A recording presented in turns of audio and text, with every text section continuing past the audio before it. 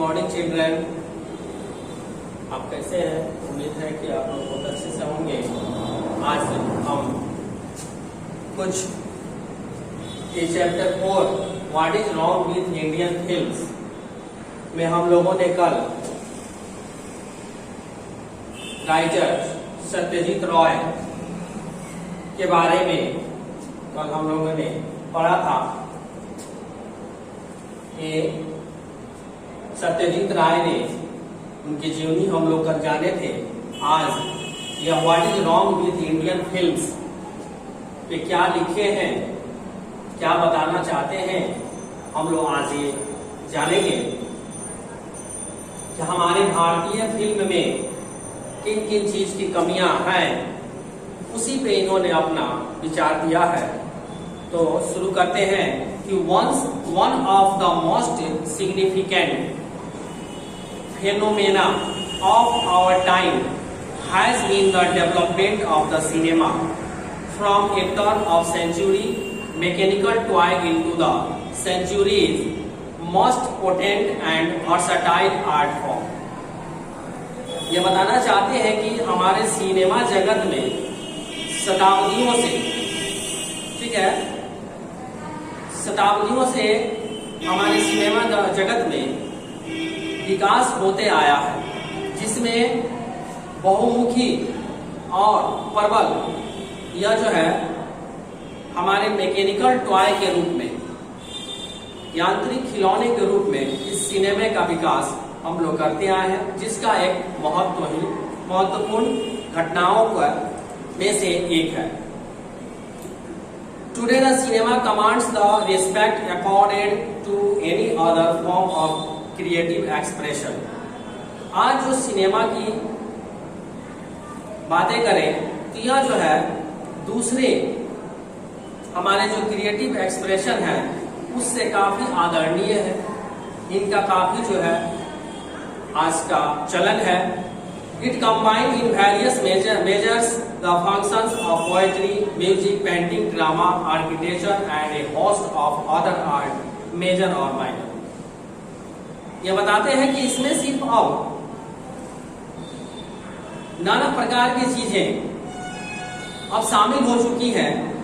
इसमें function of poetry है, music है, संगीत भी हमें मिलती है, पेंटिंग भी है, ड्रामा भी है, आर्किटेक्चर भी है and a host of other arts, और दूसरे सारे और भी कलाएं हैं, छोटे और बड़े।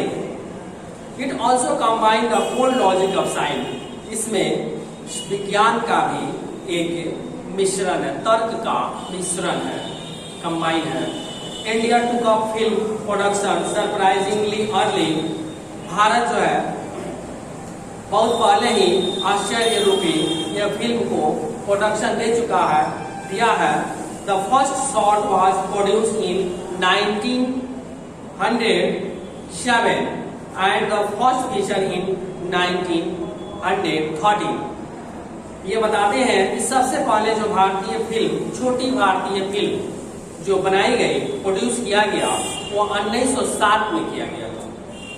और उसकी पहली फीचर जो थी, जो उसका पहला फीचर बताया गया था, वो था 1913। By the 20s it had reached the status of big business। अब यह 20वीं शताब्दी से हमारा जो फिल्म जगत है यह एक बड़ा बिजनेस में पहुंच चुका है।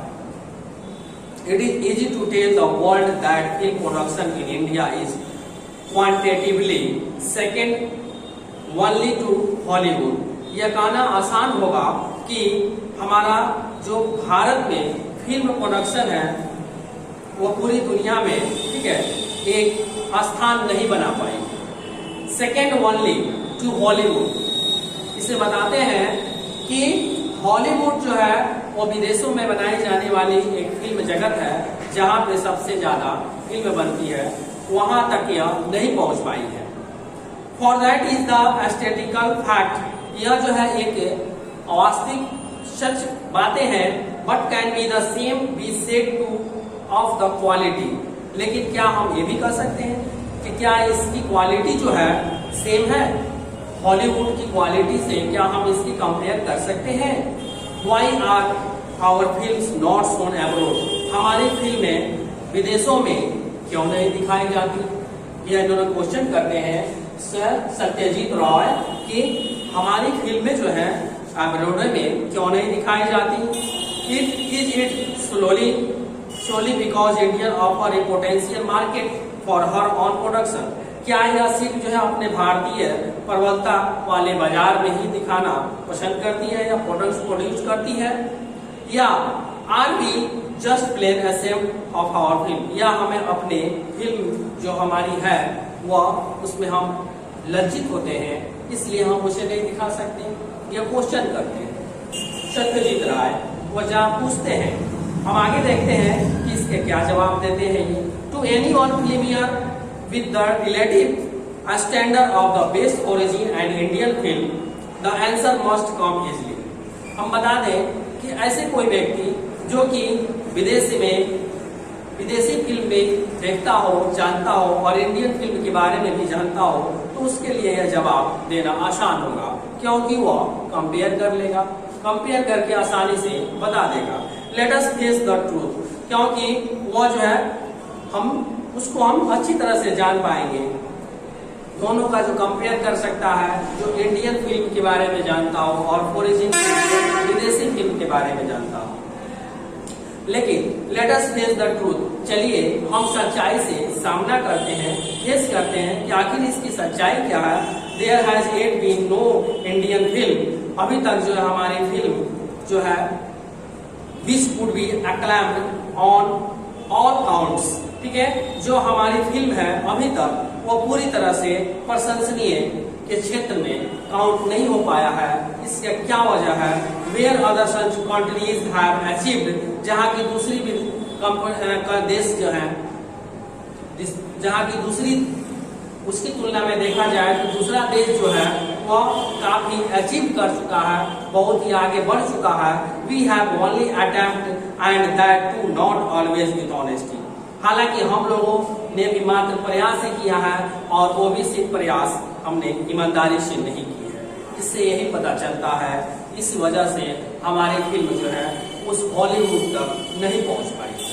यह इनका जवाब था।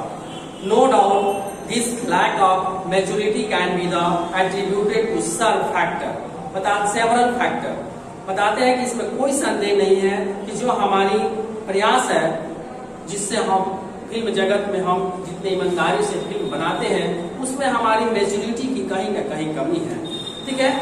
अनेक क्षेत्रों में the producers will tell you about that mysterious entity, the mass, which goes in for this sort of things. The technician will blame the tools and the director will have much to say about the wonderful things he had in mind but could not achieve because of the conditions. बताते हैं कि producer जो है वो कहेंगे आपको कि इसमें कुछ न कुछ जो है एंटिटी, मिस्टीरियस जो है एंटिटी है, इसमें अंदरूनी कुछ कमियां हैं, जिसमें जो है उसमें मास्क लगा देंगे, ठीक है। उसमें जो है एक तत्व है जो कि उसकी कमी है, और वह क्या है? Which goes in for this sort of things, कुछ वस्तुओं की कमी है, छोटी चीजों की कमी है जो हम उसका उपलब्ध नहीं कर पाते हैं। And technician will blame to the tools, जैसे टेक्नीशियन जो है अपने ब्लेम लगा देंगे कि यह टूल्स ही खराब है, ये सामान ही खराब है। And director will have much to say about the wonderful things, और डायरेक्टर जो है चाहेंगे कि अच्छा से अच्छा जो है इसको चीज को बनाए, आश्चर्यजनक चीज बनाए। And he had in mind, उनके दिमाग में ये बैठे रहता है कि हम किस तरह से अच्छा बनाएं, और उसमें कार्य करने वाले अलग अलग ब्लेम लगा देते हैं। But could not achieve because of this condition, यही वजह है कि हम जो है इस स्थिति की वजह से हम अचीव नहीं कर पाते हैं, नहीं कर सकते हैं। जब हमारा जो उस प्रोड्यूसर काम करने वाला है, जो बनाने वाला है, उस वही जो है एक दूसरे पे ब्लेम लगा दे, तो हम आगे कैसे बढ़ सकते हैं। In India it would seem that the fundamental concept of the current dramatic pattern existing in time was generally misunderstanding. Bharat में ये ऐसा लगता है कि हमारा जो फंडामेंटल कंसेप्ट है वह जो है पूरी तरह से एक ड्रामेटिकल बन गया है, नाटकीय रूप ले लिया है। इस समय में in time was generally misunderstanding, जिसके वजह से हम सामान्य रूप से हम इसको नहीं समझ पा रहे हैं। Often by a clear process of the reasoning, और यही जो है एक स्पष्ट रूप से हमारा कारण है प्रोसेस का। Moment was equated with action and action with melodrama, और हम इसमें क्या है इसी पल पर बार बार जो है एक्शन पर एक्शन करते जाते हैं और उसी चीज को बार बार बनाते जाते हैं, लेकिन उसमें कोई इम्प्रूव नहीं करते हैं, उसकी कमियों को सुधारते नहीं है। The analogy with magic failed in our case because Indian music is largely improvisational. हमारे म्यूजिक की जो भी एनालॉजी है, उसकी जो वर्णन है वो जो है वो भी हमारा फेल होते दिख रहा है, और इसका कारण है कि इंडियन म्यूजिक जो है पूरी लार्ज रूप में उसको बढ़ा चढ़ा कर दिया जाता है। तो आज तक यहीं तक रहेगा। अब हम लोग नेक्स्ट जो है कल इससे आगे हम लोग पढ़ेंगे। ये चैप्टर आप लोग ने 39 तक पढ़ लिया। इसके बाद से इसमें ऑब्जेक्टिव क्वेश्चन है, इसे आप लोग प्रयास करेंगे थोड़ा सा बनाने के लिए। जब चैप्टर समाप्त हो जाएगा तो मैं ये सब क्वेश्चन को एक बार सब करवा दूंगा। तब तक के लिए आप लोग हम नेक्स्ट चैप्टर कल लेकर आएंगे, कल नेक्स्ट पेज लेकर आएंगे 40 पेज नंबर हम लोग शुरू करेंगे यहाँ से अगले दिन। उम्मीद है कि यह हमारा वीडियो पसंद आया होगा। यदि पसंद आया हो तो उसे लाइक करें। तब तक के लिए गुड बाय।